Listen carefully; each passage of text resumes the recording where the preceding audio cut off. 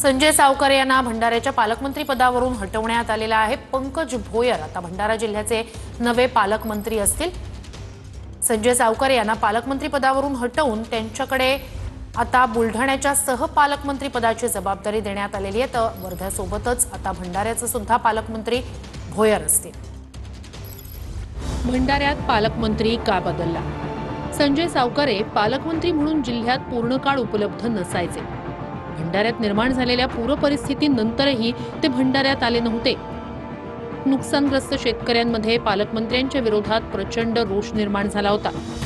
भंडारा जिल्ह्याची जाण असणाऱ्या जवळच्या जिल्ह्यातील मंत्र्यांना पालकमंत्री करा अशी नागरिकांची ओरड होती।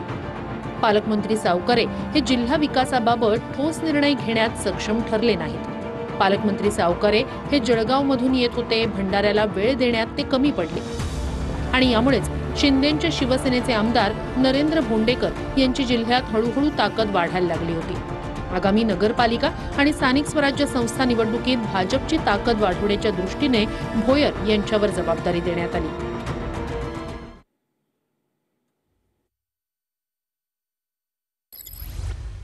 15 दिवस असं होतं की ते इच्छुक नव्हते इकडे काम करण्यासाठी, कारण त्यांच्यावरती काय वेगवेगळ्या पद्धतीचे प्रेशर होतं, दबाव होतं की कोण त्यांना जास्त म्हणजे पालकमंत्री असूनही फक्त रिमोट म्हणून वापरत होते। तर ह्या अशा पद्धतीनं ते दबाव असल्यामुळे कदाचित त्यांनी स्वतः मागणी केली असेल की मला सोडायचं आहे। जेव्हा सावकारे आले ते आम्हाला सांगत होते की माझ्यावर हे आहे, मला निधी एवढंच द्यावा लागेल, मला हे म्हणजे अनेक गोष्टी आम्ही तुम्हाला सांगू शकत नाही, परंतु तो प्रेशर होता आणि त्याच्यामुळे कदाचित त्यांनी सोडलं असेल असं मला वाटतं।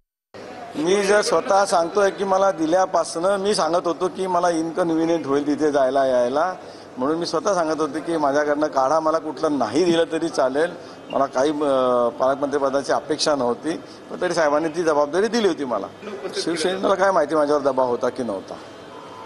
मी स्वतः सांगतोय की मी दिल्या दिवसापासून आदरणीय मुख्यमंत्र्यांना सांगत होतो, त्या प्रदेश अध्यक्ष बावनकुळे साहेब होते, त्यांना मी सांगत होतो की साहेब मला इथे जायला यायला जमणार